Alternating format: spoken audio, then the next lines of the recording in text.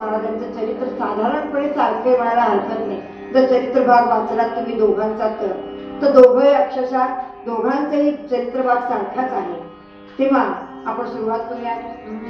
महारुद्र ते मारुती रामदास हरी माझी जय जा हरे रामदास. अवधराया पुन्हा प्राप्त होती नमस्कार त्या ब्रह्मचैतन्यमूर्ती सद्गुरुनाथ महाराज की. मुक्काम पोस्ट वावर हिरे, तालुका माण, जिल्हा सातारा. महाराष्ट्रातलंच गाव आहे, छोटं गाव आहे, पण गोंदावले आणि दहिवळी या गावापासून साधारण 4 ते 5 कोसावरती आहे. या गावामध्ये रुद्रपंत भुगरदरे म्हणून एक सद्गृहस्थ राहतो. यांच्या जवळजवळ 4 पिढ्या या वावरहिरे गावामध्ये राहिल्या. स्वतः ते शेती करायचे आणि आपला उदरनिर्वाह चालवायचे. परिस्थिती तशी बेताचीच, पण 4 पिढ्या हे लोक इथे राहिले. 4थ्या पिढीला 2-3 मुलं झाली, पण ती अल्पायुषी ठरली. अखेरीस या पिढीतील त्या स्त्रीने काय करावं, तिने भगवान शंकराची उपासना सुरू केली आणि त्यामुळे त्यांनी ठरवलं की आपण गोंदावल्यात राहायला जाऊया. आणि ते गोंदावल्याला राहायला आले. इथे आल्यानंतर एक साधारण 2 वर्षातच त्यांना मुलगा झाला. याचं नाव त्यांनी शंकराच्या कृपेने झाला म्हणून लिंगोपंत असं ठेवलं. साधारण शके 1700चा काळ असेल. आणि लिंगोपंत भुगरदरे लहान वयापासूनच यांनी सगळं घराचा व्यवहार चालू केला. म्हणजे वयाच्या 11व्या वर्षी त्यावेळेला लग्न करण्याची पद्धत होती. आता याच्यामध्ये जुने कुणी असेल तर त्यांना माहिती असेल, काकांना सुद्धा माहिती असेल की 10व्या-11व्या वर्षातच लग्न व्हायची. आणि लिंगोपंत अतिशय देवाचे अधीन होते, म्हणजे देवभक्त होते. लिंगोपंत हे जसे मोठे होत गेले, म्हणजे यांचा जन्म झाला आणि यांच्या घराची परिस्थिती सुधारत गेली, त्यांना चांगले दिवस यायला लागले. घरातली शेती चांगली व्हायला लागली किंवा 4 पैसा हातात यायला लागला. हळूहळू त्यांची परिस्थिती सुधारत गेली. लिंगोपंत झाल्यानंतर लिंगोपंतांचं लग्न राधा नावाच्या मुलीशी झालेलं होतं. ही मुलगी त्यावेळेला लहान होती, साधारण 8-9 वर्षांची, पण दिसायला तिचं रूप आहे ना अगदी रुक्मिणीसारखं होतं. म्हणून हिला रुक्मिणीच म्हणून गावातले लोक म्हणायचे. अशी ही रुक्मिणी किंवा राधा. आणि हे दोघांची जोडी लोकांना आदर्श ठरेल अशी होती. अतिशय सरळ हाताने सगळ्यांना मदत करण्याची प्रवृत्ती होती दोघांची. लिंगोपंत तर गावातील अनेक जे कुलकर्णी लोक होते ना त्यांचं भांडण किंवा तंटा म्हणा, झगडा म्हणा सोडवायचे. खूप ते लोकांना मदत करायचे.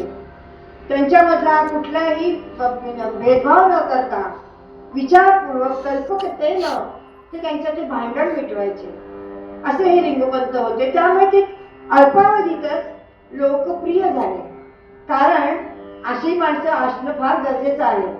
कसं असतं की भांडण झाल्यानंतर समजा त्यांचा काही तंटा झालेला आहे, एकाची बाजू घेतली तर दुसऱ्याला राग येणं साहजिकच आहे, पण दोन्हीही पार्ट्या अशा वेळेला समाधानी व्हायच्या असा निर्णय ते द्यायचे.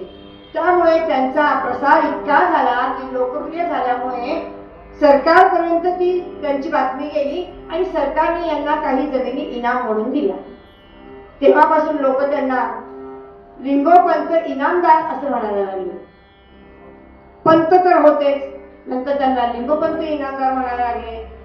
कुलकर्णी पद त्यांच्याकडे आलं. म्हणजे अनेक कुलकर्ण्यांचं कुलकर्णी पद म्हणजे श्रेष्ठत्व, मुख्य जे कुलकर्णी असतात तो भाग यांच्याकडे आला. त्यामुळे सकाळी उठल्यापासून कचेरीत जायचं, त्यांचे काय हवं नको बघायचं, त्यांचे तंटे सोडवणे, त्याचे काय गरजा असतील ते पार पाडणं लिंगोपंत करायला लागले. हा झाला प्रापंचिक प्रकार. म्हणजे कोणाला मदत हवी असेल, पैशाची मदत म्हणा, कुठल्या गोष्टी, धान्याची म्हणा, कशाची, फार काही हे करत होते. पण प्रपंच बघत असताना परमार्थाकडे त्यांनी दुर्लक्ष केलेलं नाही. अतिशय देवभक्त असल्यामुळे त्यांची एक प्रकार होता पूजा करण्याचा किंवा भक्ती करण्याचा. ते काय करायचे, उठले की अंतरावरती बसायचे आणि पांडुरंगाचं नामस्मरण करायचे. जेवढं जमेल तेवढं करणार. नंतर दान संध्या वगैरे आटपली की रोज एक गीतेचा अध्याय वाचल्याखेरीज ते काहीही खात पण नसत. नंतर कचेरीमध्ये जायचे, हवं नको ते सगळं बघायचे, कचेरीतलं कामकाज पाहायचे आणि घरी येताना मात्र 15-20 माणसं बरोबर घेऊन यायचे आणि त्यांना भोजनाला बसवायचे. असा त्यांचा रोजचा नियम होता. म्हणजे दान करण्याची वृत्ती कशी होते पहा. 15-20 माणसं, नंतर 50-60 माणसं पण यायला लागले. त्यांच्याकडे प्रपंचाच्या काही गोष्टी घेऊन यायचे आणि पंक्तीला बसायचे. दोघेही नवरा बायको अतिशय सरळ हाताने दान धर्म करू लागले, लोकांना भोजन खायला घालू लागले. मात्र एके दिवशी हे लिंगोपंत दर एकादशीला म्हणजे शुद्ध एकादशीला पंढरपूरला जायचे. गोंधळ्यापासून पंढरपूर साधारण जवळच आहे, फार अंतर नाहीये. 4 दिवसात का 5 दिवसात पंढरपूर पायवारी होते. तसे इथून 21 दिवसाचे लागतं. तिथून मात्र जास्त दिवस नाही, 8 दिवसातच काहीतरी पंढरपूरला आपण पोहोचतो. इतकं जवळ आहे पंढरपूर गोंधळ्यापासून. त्यामुळे पायवारी ते दर महिन्याला करू लागले. पण हळूहळू काय झालं, त्यांना मुलगा झाला, त्याचं नाव त्यांनी रावजी असं ठेवलं. आता रावजी 11 वर्षांचे होते, म्हणजे आपल्या श्री महाराजांचे वडील. आणि 11 वर्षाच्या ह्या रावजीचं लग्न त्यांनी कडेढोणचे मालूस म्हणजे इनामदार होते, कडेढोणचे इनामदार वाघमारे, नारायण वाघमारे असं त्यांचं नाव, यांच्या मुलीशी करून दिलं. ही मुलगी अवघी 7 ते 7.5 वर्षांची होती बरं का. आणि या मुलीला त्यांनी आपल्या घरात आणल्यानंतर तिचं नाव गीता असं ठेवलं लिंगोपंतांनी. ही मुलगी इतकी चुणचुणीत आणि हुशार होती की वयाच्या 13व्या वर्षीच या मुलीने घरातील सगळा व्यवहार आपल्या हातात घेतला. म्हणजे कुळकर्णी पदांचं पण ती पाहत होती, घरातलं स्वयंपाकघराचं पण पाहत होती, आलेल्या गेलेल्या सगळ्यांचं ही मुलगी पाहत होती. अवघ्या 13व्या वर्षात, छोटी असून सुद्धा एवढं सगळं कार्य करत होती. मात्र रावजी आणि लिंगोपंतांचं थोडंसं किंचित पारमार्थिक दृष्टीने म्हणा पटत नसल्यामुळे रावजी काही लवकर व्यवहारात लक्ष घालायला तयार नाही. का? कारण रावजींची पूजा करण्याची पद्धत वेगळी होती. हे जसे पूजा अर्चा परिपाठ वगैरे करायचे तसं परिपाठ वगैरे रावजी करत नसत. रावजी काय करायचे, ध्यानस्थ बसायचे, नामस्मरण करायचे. त्यामुळे त्या ह्याच्यामध्ये ते असल्यामुळे त्याला बाकीचा व्याप काही नको होता, फक्त नामस्मरण. तासनतास ते नामस्मरणामध्ये रावजी बसायचे. मग घरातली पूजा अर्चा हे ते करून झाल्यानंतर षोडशोपचारी पूजा या गीताबाईच करायला लागल्या. आलेल्या गेलेल्यांचं बाळंतिणीचं कुणाचं काय असेल, कुणी आजारी असेल तर त्यांना घरची औषधं दे, घरूनच तूप दे, लोणी दे, साखर दे, किंवा तुमचं बाळंतिणीचे जे काही असतात बेदकूट वगैरे, सुंठोडे वगैरे ह्या इथून घरून त्या पाठवायच्या. लोक म्हणायचे की तुम्ही आमच्यासाठी म्हणे एवढं हे करता, आम्हाला म्हणे तुमच्या हाताची चवीने बरं वाटेल. तेव्हा आजारी लोक काय करायचे, त्यांच्या हातचं जेवण पण घेऊन जायचे आणि आपल्या आजारी माणसाला जेवायला घालायचे. असं करत करत ह्या गीताबाई साहेबांना सगळेजण आई साहेब असं म्हणू लागले. आजही आई साहेबांचं मंदिर आपल्याला पाहायला मिळतं गोंधळ्यामध्ये. आणि आई साहेब संबोधू लागले. आई साहेब काय करायच्या, लोकांना हवं नको ते सगळं बघायच्या आणि सगळं औषधं पाणी घरातून पुरवल्यानंतर ह्या सगळं हाताने मदत करायच्या. म्हणजे सासूबाईंच्या वर एक पाऊल पुढे असे या सुनबाई होत्या. दोघांचाही जोडा आदर्श असा होता. लिंगोपंत होतेच होते, पण रावजी सुद्धा 21व्या वर्षी त्यांनी आपल्या या व्यवहारामध्ये लक्ष घालायला सुरुवात केली आणि रावजींनी सुद्धा त्या कचेरीकडे लक्ष द्यायला सुरुवात केली. एके दिवशी लिंगोपंतांनी या जोडप्याला सावंत नावाच्या एका गृहस्थांकडे आणलं. ह्या गृहस्थांनी 12 वर्ष मौन व्रत केलेलं होतं. मात्र ह्या जोडप्यांना पाहिल्यानंतर त्यांनी आपलं मौन व्रत तोडलं आणि एक नारळ त्यांना दिला आणि म्हणाले, भगवंत तुमच्या पाठीशी आहे, तो सारं काही तुमच्याकडनं करून घेईल आणि तुमचं सगळं काही चांगलं होईल. नंतर कालांतराने ह्या दोघांचा संसार पुढे चालूच झालेला होता. पण लिंगोपंतांना वारी काही जमेना. ते वयाच्या मानाने म्हणा किंवा काही आजारपणामुळे म्हणा त्यांना वारी जमेना. त्यांना खूप खेद वाटायला लागला, वाईट वाटायला लागलं की आपल्यासाठी आता वारी होणार नाही, कसं बरं करावं. एके दिवशी भल्या पहाटे पांडुरंगाने येऊन दर्शन दिलं आणि म्हणाले की माझ्याबरोबर चल. हाताला धरून त्यांनी मळ्यात नेलं. एका झाडाखाली त्यांनी सांगितलं की मी इथे आहे, तू आजवर माझ्याकडे आलास, आता मी तुझ्याकडे येतो, इथे खडून पहा म्हणे, मी इथे आहे. मग लिंगोपंतांनी सकाळ होताच 4 माणसांना बरोबर घेतलं. पांडुरंगाने दृष्टांत दिल्याप्रमाणे आपण तिथे जाऊन बघूयात म्हणाले. त्याप्रमाणे ते आले आणि हातामध्ये कुदळ पावडं आणलं, पूजेचं साहित्य आणलं. ज्या जागेवरती पांडुरंगाने जागा दाखवलेली होती तिथे त्यांनी देवपूजा केली, त्या जागेची पूजा केली आणि खणलं. थोडं अंतर खणल्यानंतर त्यांना कुणीतरी विठ्ठल रुक्मिणीच्या मूर्त्या आणून ठेवल्यासारख्या मूर्ती मिळाल्या. त्यांनी त्या उचलल्या, वाजत गाजत त्या गावात आणल्या. जिथे खणलं तिथे अजून खणल्यानंतर जिवंत पाण्याचा झरा सापडला. श्रोते हो, ही विहीर पांडुरंगाची, विठ्ठलाची विहीर म्हणून नावाने प्रसिद्ध आहे गोंधळ्यात. अजूनही ती विहीर तिथे आहे आणि ज्या मळ्यामध्ये आपल्याला विठ्ठल रुक्मिणीची मूर्ती मिळाली त्या मळ्याला विठोबाचा मळा असं नाव पडलं. ही विठ्ठल रुक्मिणीची मूर्ती यांनी वाजत गाजत गावात आणली, घरी आणली, प्रतिष्ठापना केली.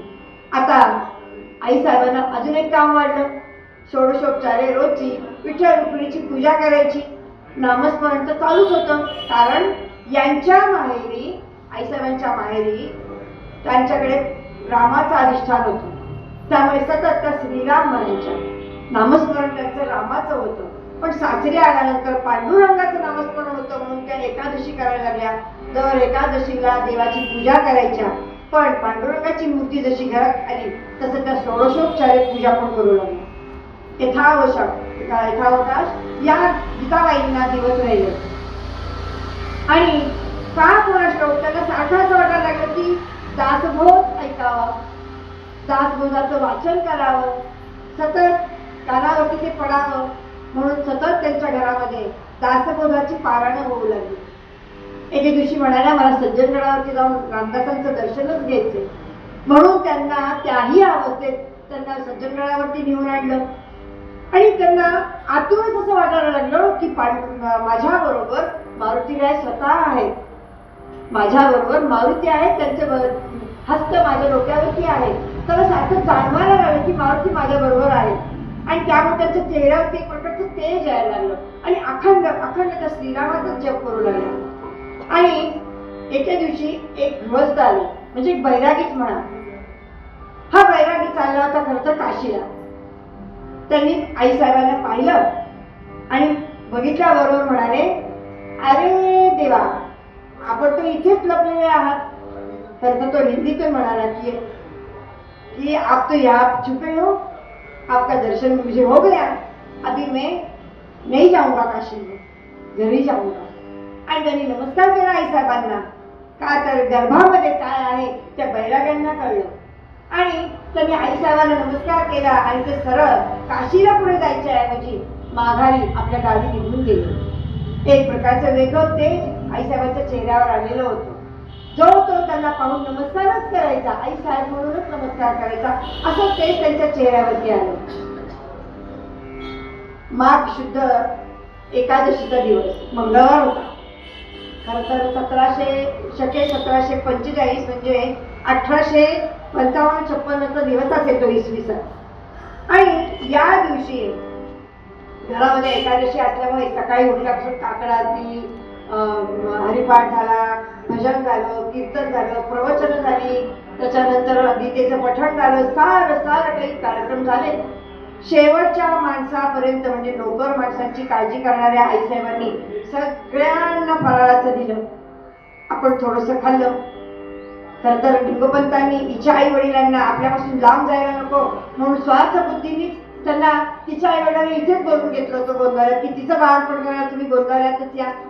इतकी ती लाडकी झालेली होती. तेव्हा आई वडिलांनी निसंकोचपणे येऊन राहिले. ह्या मुलीला खाऊन झाल्यानंतर ती म्हणाली की सुविणीला बोलावणं तिने पाठवलं. आता दोघी विहिणी जरा घाबरल्या, चिंतेत पडल्या. तिने आपल्याला तर काही सांगितलं नाही, साऱ्या सकाळपासून काम करते, तिला कधी त्रास व्हायला लागला. दोघी चर्चा करू लागल्या. त्या म्हणाल्या काहीही काळजी करू नका हो, म्हणे महाराज आहेत, भगवंत आहे, पांडुरंगाची सेवा केलेली आहे, तेव्हा नामस्मरण करा. येणाऱ्या प्रत्येकाला रोज 1000चं तरी नामस्मरण करा असं त्या सांगायच्या. काहीतरी करावं असं वाटते, तुम्ही आम्हाला दिलंय, आमच्यासाठी केले नाही, नाही तुम्ही नामस्मरण करा, मला काही नको, मला भगवंतानी काही कमी केले नाहीये, तुम्ही नामस्मरण करा म्हणजे आमच्या रामाला बरं वाटेल. म्हणून त्या रामाचं नामस्मरण प्रत्येकाला करायला लावायच्या आणि स्वतःही नामस्मरण करत करत माझघरात येऊन पडल्या. पहाट झाली आणि भैरवी झाली. जो तो तीर्थ घेऊन भजन झालेलं, सुरुवात झालेली, पहाटपर्यंत भजन झालेलं. तेव्हा सगळेजण निघाले तीर्थ घेऊन. एवढ्यात बातमी आली की आईसाहेब बाळंतीण झाले आणि मुलगा झाला.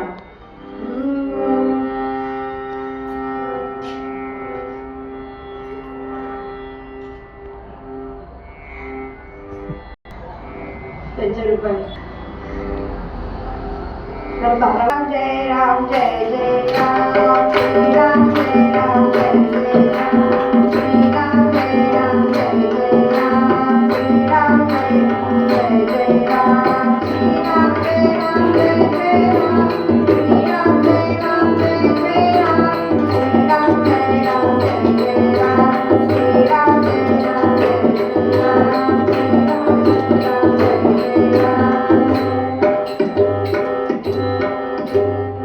महेशी विजयपुरी जन्म झाला, परदेशी विजयपुरी जन्म झाला, मायवीरा रावली पिलाया, गणपतीला सगळ्या गणपतीचा, गणपतीला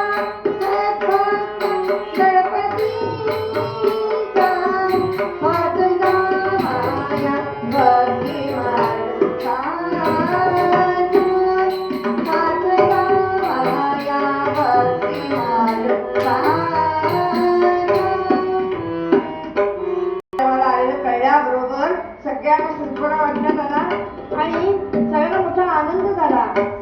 गुरुजींनी सांगितलं की हा नामस्मरण करणार आहे, प्रचार आणि प्रसार होईल त्याचा, आणि घरातच मंदिर करेल. अशा तऱ्हेने महाराजांचं जन्माचं लगेचच त्यांनी भविष्य वर्तवलं. गोपालन करेल म्हणे, तो रक्षण करेल, आणि ह्या बाळाचं भविष्य वर्तवण्यात आलं. आणि खरोखर गणपती असं त्यांचं नाव ठेवण्यात आलं. लिंगोपंतांना मोठा आनंद झाला. आपला वंश पुढे वाढला. ही महाराजांची 7वी पिढी.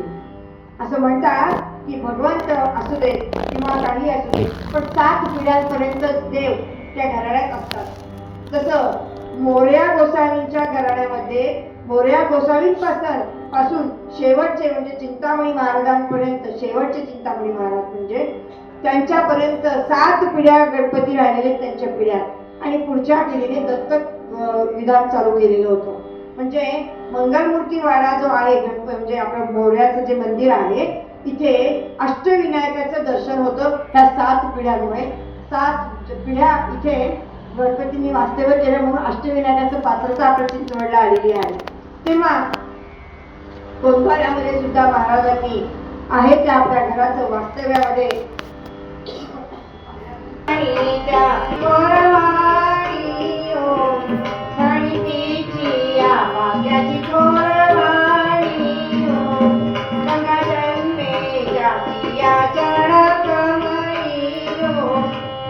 पाणी घाली ती हसकमळी हो, पतीची माती घेऊनी भाई लावी हो, नाणी नाणी त्या मराते हारी हो.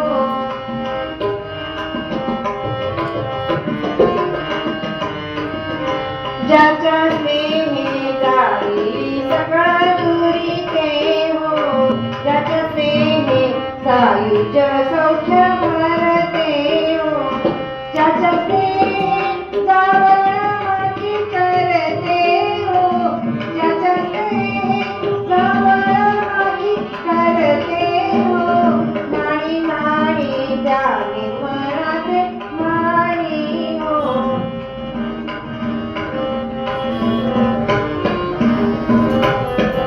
नाणी नाणी त्याने मनाचे नाणी हो आणि तिची या भाग्याची थोरवाणी हो आणि तिची या भाग्याची थोरवाणी हो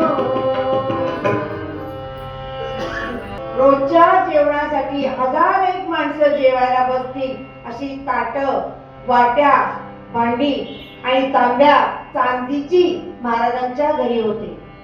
श्री महाराजांनी नंतर आईला ज्या वेळेला काशी यात्रेला घेऊन जायचं होतं त्यावेळेला महाराजांनी ते सगळं दान केलेलं आहे आईच्या हस्ते आणि जाताना घरावरती तुळशीपत्र ठेवून आईला काशी यात्रेला घेऊन गेलेले आहेत महाराज.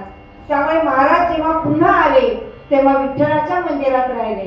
त्यांचं घर तोपर्यंत लोकांनी सगळं घेतलेलं होतं आणि त्यांनी दिलेलं तर होतं पण उरलेलं जे काही होतं ते लोकांनी लुबाडून नेलं. पण आता लोक तिथे त्यांना नेऊन देत आहेत अशी अवस्था आहे. पहा म्हणजे त्यावेळेला लोकांनी लुबाडून नेलं पण आता लोकांना भरणा करावा लागतोय.